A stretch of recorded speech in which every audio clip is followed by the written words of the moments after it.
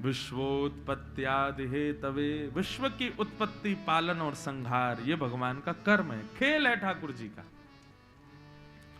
तापत्रय विनाशाय, 3 प्रकार के तापों का विनाश करने वाले, आदि दैविक, आदि भौतिक, आध्यात्मिक तापों का जो विनाश करते हैं, ऐसे श्री कृष्णाय वयम नमः।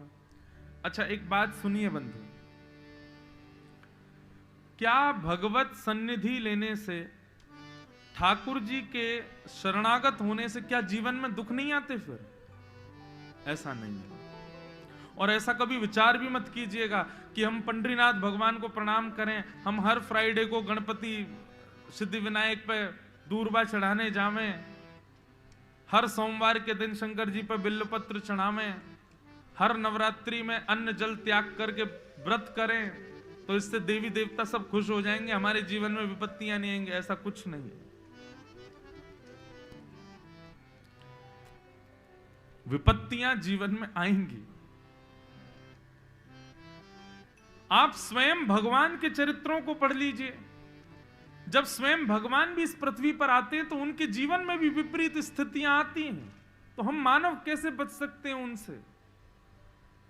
तो फिर आप पूछेंगे तो महाराज जी फिर भगवान के पास जाएं क्यों, जब उसके बाद भी हमारे जीवन से विपत्तियां नहीं जाने वाली? तो ठाकुर जी के पास जाने से, ठाकुर जी की भक्ति करने से, भगवत नाम गुणानुवाद करने से विपत्तियां टलती नहीं है। विपत्तियां तो आती हैं, लेकिन उन विपत्तियों से लड़ने का, जूझने का बल आपको प्राप्त होता है, उनका सामना करने का बल ठाकुर जी प्रदान करते हैं। विपत्ति दूर नहीं होती, और ना ही कभी ऐसी अभिलाषा रखना कि विपत्ति दूर हो। विपत्तियों से बचो मत, लड़ो, डटो। आप सोचें कि ये व्यास जी हैं, कथा करते रहते हैं, बस कथा ही इनका काम है, इनके जीवन में कोई विपत्ति नहीं होगी। इनके पिताजी महाराज कथा करते हैं, उनके जीवन में कोई विपत्ति नहीं होगी, इनका परिवार बड़ा सुखी होगा, हाँ बहुत आनंद में है।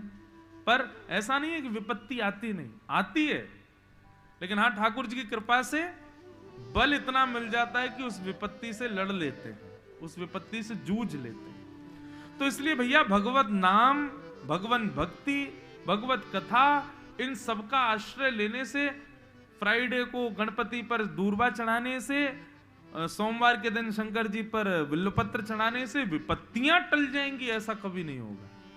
विपत्तियां तो आएंगी, लेकिन हाँ उनसे लड़ना कैसे है, उनसे जूझना कैसे है, ये आपको समझ आ जाएगा। इसलिए भैया कभी भी विपत्ति दूर हो जाएगी ऐसा विचार मत करो, विपत्ति तो आएगी। क्यों? क्योंकि वो हमारे कर्म फल हैं। हमने जो पूर्व में किया उससे कभी नहीं बच सकते, वो आएगा।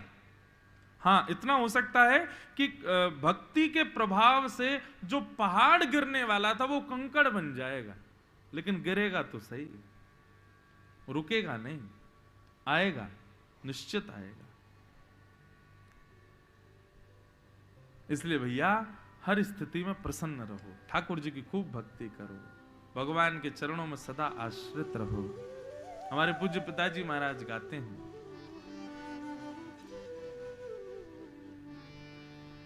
जिस देश में जिस वेश में परवेश में रहो, राधा रमण राधा रमण राधा रमण कहो। जिस देश गाओ सब लोग। जिस भेष परिवेश में रहो, राधा राधा राधा रमण कहो।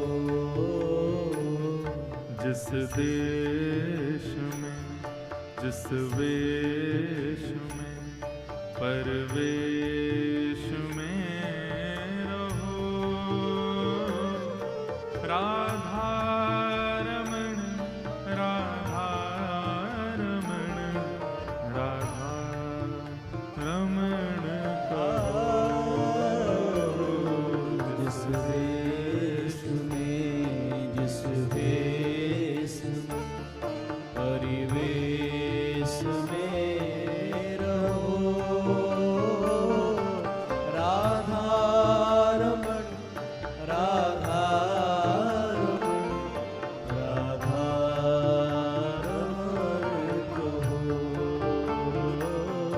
जिस रंग में, जिस ढंग में, जिस संग में रहो, जिस रंग में, जिस ढंग में, जिस संग में रहो। राधा रमण, राधा रमण, राधा रमण कहो।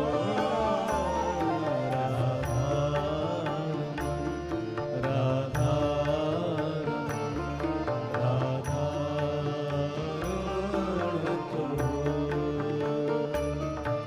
जिस हाल में, जिस काल में, जिस चाल में रहो, जिस हाल में, जिस काल में, जिस चाल में रहो।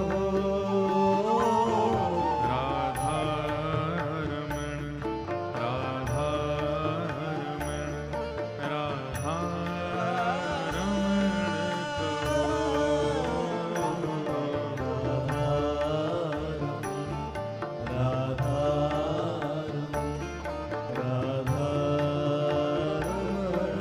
कहो।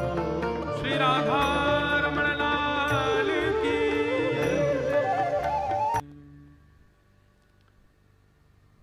जपात सिद्धिर, जपात सिद्धिर, जपात सिद्धिर न संशय। हर स्थिति में भगवत स्मरण करो, ठाकुर जी को याद करो, ठाकुर जी का स्मरण करो, बस यही बात। तो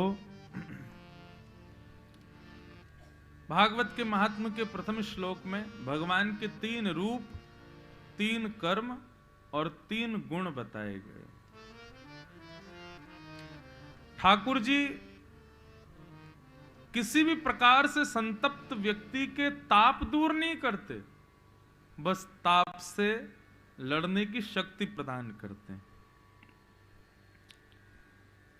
अब महात्मा में आगे प्रसंग आता है कि 88,000 सौनक आदि ऋषि नैमिषारण्य क्षेत्र में मानव कल्याण के लिए यज्ञ कर रहे थे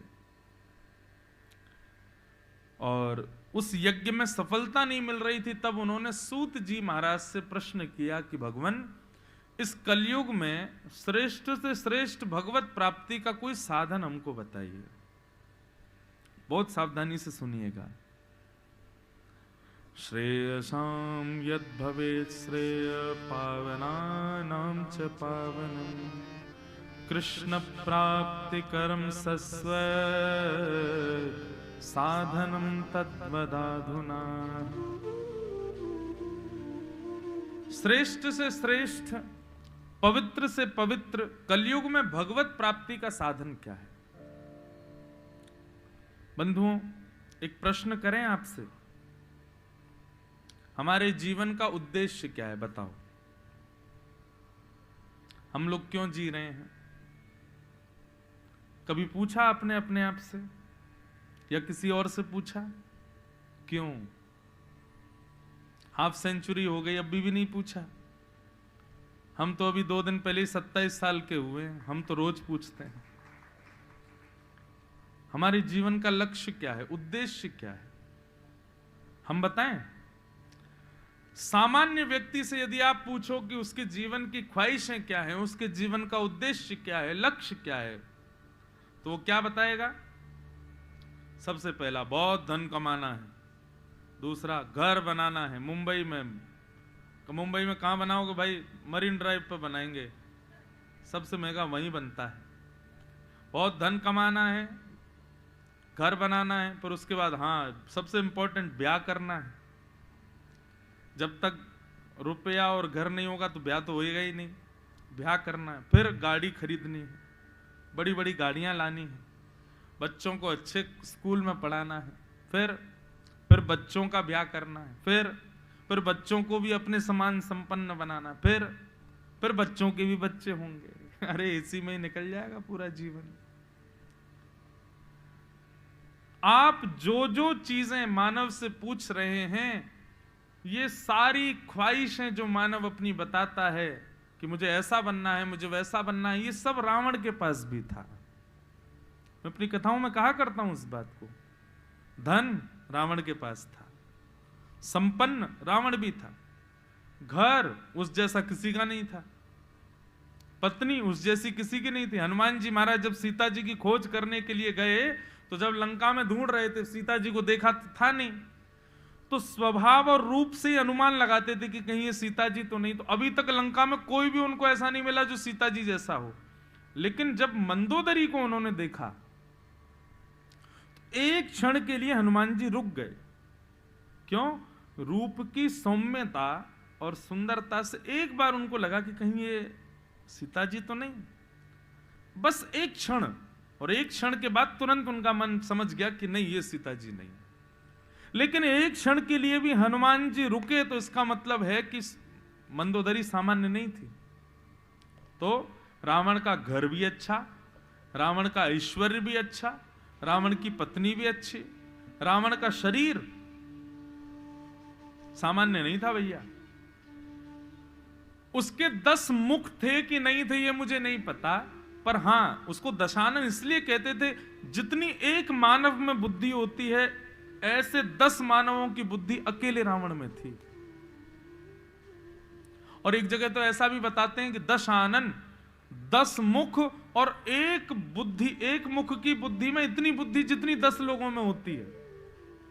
सोचो कितना बुद्धिमान था। बुद्धिमान, विद्वान, रूपवान, स्वरूपवान, नगर भी सुंदर, घर भी सुंदर, पत्नी भी सुंदर, बच्चे भी एक से एक विद्वान, भाई भी पराक्रमी, सब कुछ था रावण के पास। जो आज की डेट में एक सामान्य मानव अपने जीवन में चाहता है, वो सब रावण के पास था।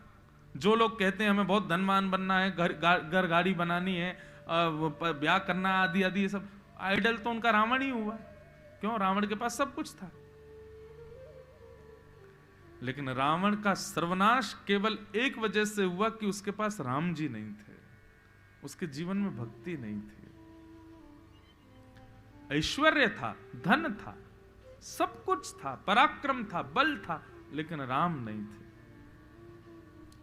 शरीरम स्वरूपम तथा वा कलत्वम रथश्चारुरुचिरम धनम मेरुतुल्यम पर मनश्नेन लग्नम कृष्ण चरणारविंदम ततः किम ततः किम ततः किम ततः किम। आपके पास शरीर बहुत अच्छा है, आपके शरीर की आकृति को, आपके शरीर के फिगर को देख के सब कहते हैं भाई बहुत मेंटेन करके रखा है। शरीरम, शरीर बहुत अच्छा है। स्वरूपम, रूप भी ऐसा कि एक बार कोई देख ले तो कहे कि महाराज ठाकुर जी ने बड़ी फुर्सत में बनाया है। शरीरम स्वरूपम तथा वा कलत्वम, पत्नी और पति, पत्नी को पति और पति को पत्नी, वो भी बड़े सुंदर मिले हैं। रथश्चार रुचिरम धनम मेरु तुल्यम, 10-5 गाड़ियां खड़ी हैं महाराज गराज में, और मेरु पर्वत के समान धन दिया ठाकुर जी ने। लेकिन इन सबको मिलने के बाद भी मनश्रेण लग्नम कृष्ण चरणारविंदम, मन आपका कृष्ण चरणारविंदों में नहीं लगा, तो आपका रूप बेकार, आपका यौवन बेकार, आपकी पत्नी बेकार, आपके धन बेकार, आपके गाड़ियां बेकार, आपका जीवन व्यर्थ है। क्योंकि आपने केवल सांसारिक जीवन जिया, संसार को दिखाने के लिए जिया, संसार में श्रेष्ठ बनने के लिए जिया, और उसके बाद भी आप कुछ नहीं कर पाए। लेकिन रूपवान हो, लेकिन तिलक लगाते हो, सुंदर शरीर है, लेकिन उस शरीर पर भगवत सन्निधि वाली पोशाक धारण करते हो। सुंदर पत्नी है, लेकिन पत्नी को भी भगवत कथा सुनाते हो। बहुत गाड़ियां हैं, पर उन गाड़ियों से तीर्थ यात्राएं करते हो, बच्चों को ले ले करके धाम जाते हो। मेरू पर्वत के समान धन है, लेकिन खूब वैष्णवों में, खूब संतों में, खूब ब्राह्मणों में उसका वितरण करके आनंद करते हो, बढ़िया बढ़िया कार्यक्रम आयोजन कराते हो, तब आपका सब कुछ श्रेष्ठ माना जाएगा। नहीं तो हमें और रावण में कोई अंतर नहीं है। इसलिए पूछिए खुद से, आपके जीवन का लक्ष्य क्या है? आपके जीवन का उद्देश्य क्या है? क्यों जी रहे हैं हम? क्या केवल हंसने, खाने, पीने, रोने, इसी के लिए हमारा जन्म हुआ? सुबह उठो, पूरे दिन खाओ पियो, रात में सो जाओ, फिर सुबह उठो, खाओ पियो, सो जाओ, सुबह उठो, खाओ पियो, सो जाओ। ऐसा ही तो जीवन चलता आ रहा है। इसके अलावा और किया क्या एक्स्ट्रा हमने? अरे आप कहोगे हमने बिल्डिंग बनाई। बिल्डिंग भी क्यों बनाई? इसीलिए बनाई कि उससे भी खाने को ही मिले, उससे भी सोने को ही मिले, उससे भी भोगने को ही मिले। केवल भोग भोग भोग कितना भरते जा रहे हैं। डस्टबिन भी एक समय आप पर भर जाता है, लेकिन हमारा शरीर कभी नहीं भरता। कितना भी उपभोग करा दो, आंखों को कितनी भी सुंदरता दिखा दो, फिर भी ये तड़पती रहती हैं। कानों को कितना भी संगीत सुना दो, फिर भी ये व्याकुल ही रहते हैं। जीव को कितना भी बड़ा पाव खिला दो, फिर भी इनकी तृप्ति कभी होती नहीं। हाथों को कितना भी स्पर्श करा लो, फिर भी तृप्त नहीं। पैरों को कितना भी घुमा लो, फिर भी तृप्त नहीं। माफ कीजिएगा, बुढ़ापे में इंद्रियां शिथिल हो जाती हैं, लेकिन इच्छाएं तो तब भी होती हैं कि हमको खिलाना, हमको खाना मिले, हमको घूमने को मिले, हमको सब कुछ। बस इंद्रियां साथ नहीं देती।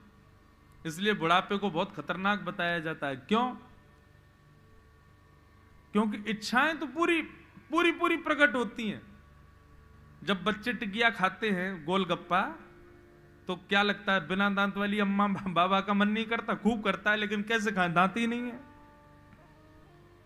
जब बच्चे कहते हैं हम स्विट्जरलैंड जा रहे हैं, तो क्या बुजुर्गों का मन नहीं होता? होता है, लेकिन वो सोचते हैं जाएंगे, घुटनों में दर्द हो जाएगा, इससे बढ़िया घर ही रहो। इच्छा तो पूरी होती है, लेकिन कर नहीं सकते।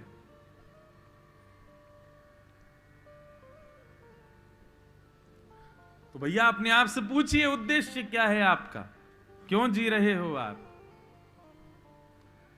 आज पहला दिन है, अंतिम दिन हम फिर पूछेंगे अपने जीवन का उद्देश्य बताओ, और फिर सब बताना।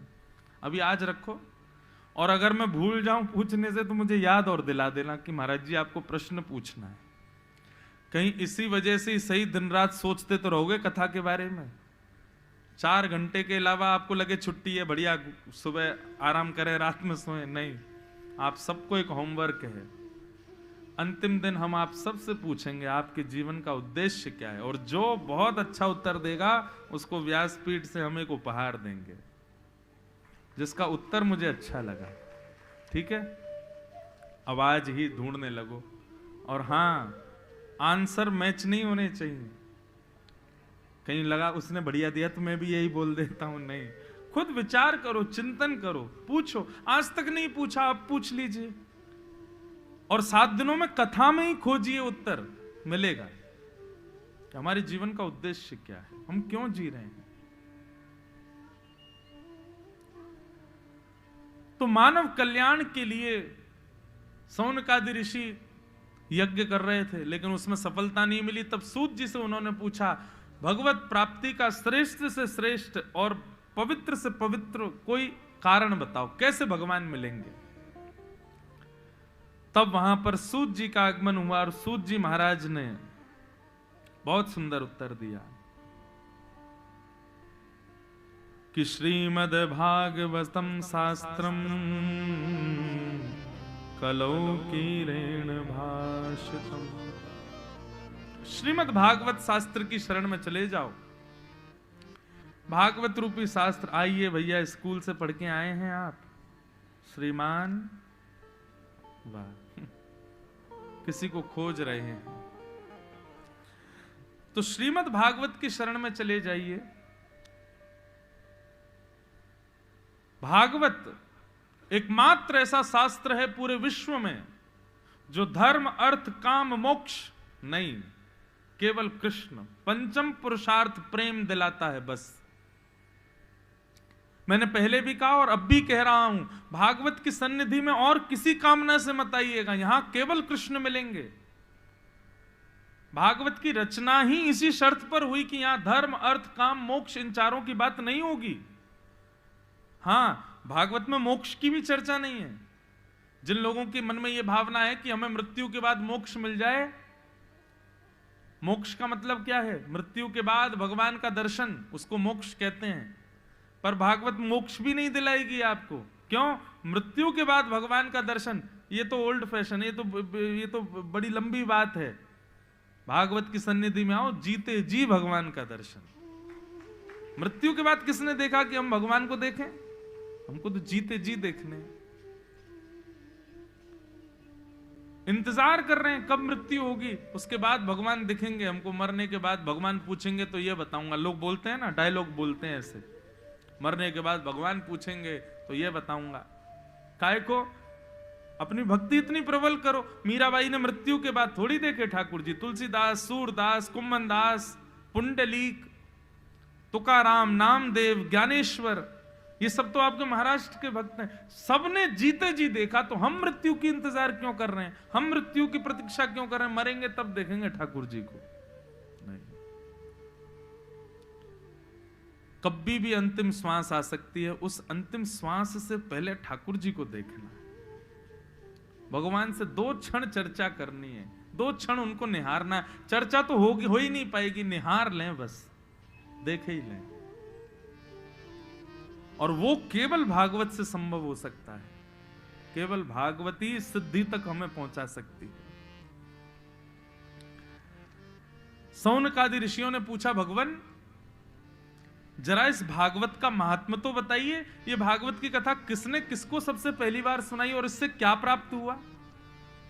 तब सौनकादि ऋषियों ने कथा सुनाते हुए कहा कि भैया, एक बार बद्रीनाथ में नारद जी महाराज घूमते घूमते पहुंचे। तब बद्रीनाथ में भगवान का प्रथम अवतार सनक, सनंदन, सनातन, सनत कुमार, चारों का मिलना हुआ नारद जी से। और चारों ने नारद जी से पूछा कि भैया आप इतने दुखी क्यों हो, क्या बात है? तब नारद जी ने पृथ्वी के कुछ अवगुण बताए। नारद जी बोले, मैं पृथ्वी पर गया था घूमने के लिए ये सोच के कि पृथ्वी बड़ी अच्छी है, ज्ञात्वा सर्वोत्तमामिति, परंतु पृथ्वी तो बिल्कुल विपरीत है।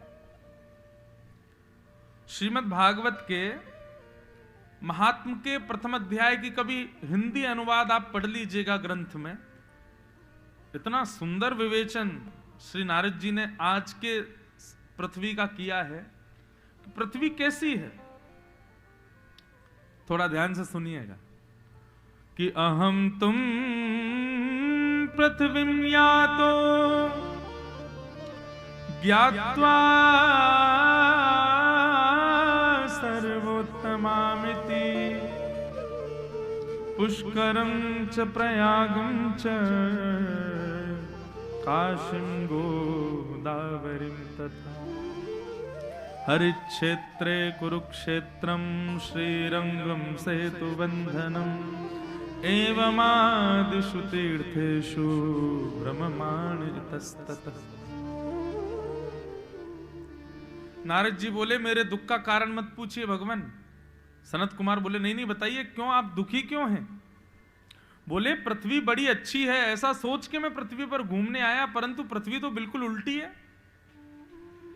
आपको पता है, ऐसा भागवत में 2-3 बार वर्णन है कि हमारी पृथ्वी की बड़ी प्रशंसा होती है देवलोक में। देवलोक में हम मानवों की और पृथ्वी पर रहने वालों की बड़ी प्रशंसा होती है। क्यों? कितने सौभाग्यशाली इन लोगों को कथा सुनने को मिलती है, कितने सौभाग्यशाली इनको वृंदावन जाने को मिलता है, कितने सौभाग्यशाली ये लोग बद्रीनाथ जा सकते हैं, कितने सौभाग्यशाली ये लोग गंगा, सरजू, नर्मदा, यमुना आदि नदियों में स्नान कर सकते हैं, कितने सौभाग्यशाली हैं ये लोग संत जनों को प्रणाम कर सकते हैं। देवताओं को ये सब संभव नहीं।